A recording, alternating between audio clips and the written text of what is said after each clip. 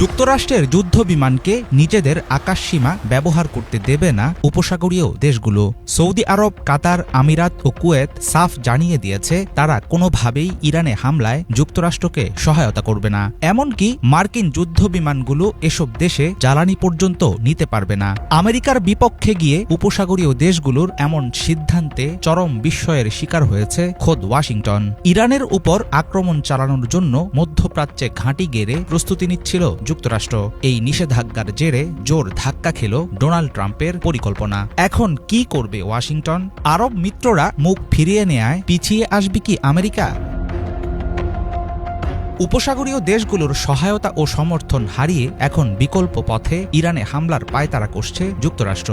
ভারত মহাসাগরের দ্বীপ ঘাঁটি দিয়েগো গার্সিয়ায় নজর দিয়েছে ওয়াশিংটন।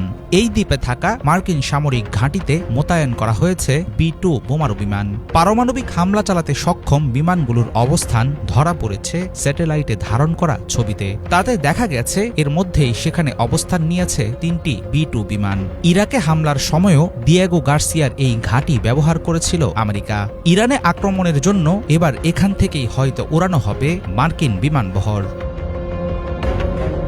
যুক্তরাষ্ট্র আশা করেছিল ইয়েমেনের সশস্ত্র গোষ্ঠীর বিরুদ্ধে সৌদি আমিরাত সহ আরবদের কাছ থেকে যেমন সহযোগিতা পেয়েছে ওয়াশিংটন, ইরানের ক্ষেত্রেও ঠিক তেমনটাই হবে। কিন্তু উপসাগরীয় দেশগুলো পরিষ্কার জানিয়েছে তারা এই সংঘাতে জড়াতে চায় না। এমনকি হামলার পর উদ্ধার অভিযানের জন্যও মার্কিন যুদ্ধবিমানগুলো তাদের ভূখণ্ড বা আকাশসীমা ব্যবহার করতে পারবে না। ফলে মধ্যপ্রাচ্যের আসন্ন যুদ্ধে অনেকটাই সুবিধাজনক অবস্থানে চলে গেল ইরান।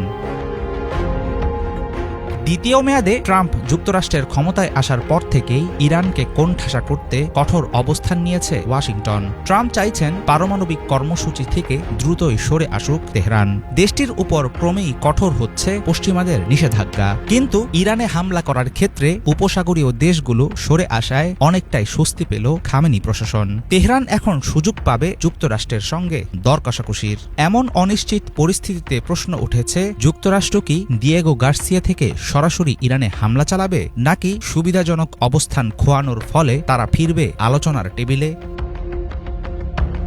চলমান সংকটের মধ্যে কূটনৈতিক চাল দিচ্ছে ট্রাম্প প্রশাসন। সৌদি আরব ও কাতারকে অস্ত্র বিক্রির অনুমতি দিয়েছে ওয়াশিংটন। মার্কিন অবস্থানের প্রতি নমনীয় করার জন্য চালানো হচ্ছে পরোক্ষ দেনদরবার। এমনকি মে মাসের শুরুতে ট্রাম্প নিজেই যেতে পারেন মধ্যপ্রাচ্যে সফরে। তবে ফলাফল নিয়ে থাকছে অনিশ্চয়তা। ইরানের শক্তিশালী বিপ্লবী গার্ড বাহিনী ও পরমাণু কর্মসূচি নিয়ে এমনিতেই বিপদে আছে পশ্চিমারা। দেশটির ক্ষেপণাস্ত্র সক্ষমতা মধ্যপ্রাচ্যে থাকা মার্কিন ঘাঁটিগুলোর জন্য এক বড় হুমকি। তেহরানের সঙ্গে একাধিক আঞ্চলিক গোষ্ঠীর ঘনিষ্ঠ সম্পর্ক আরও বাড়াচ্ছে জটিলতা। বিশ্লেষকদের ধারণা, ইরানে হামলা চালালে ভয়ানক প্রতিরোধের মুখে পড়বে যুক্তরাষ্ট্র।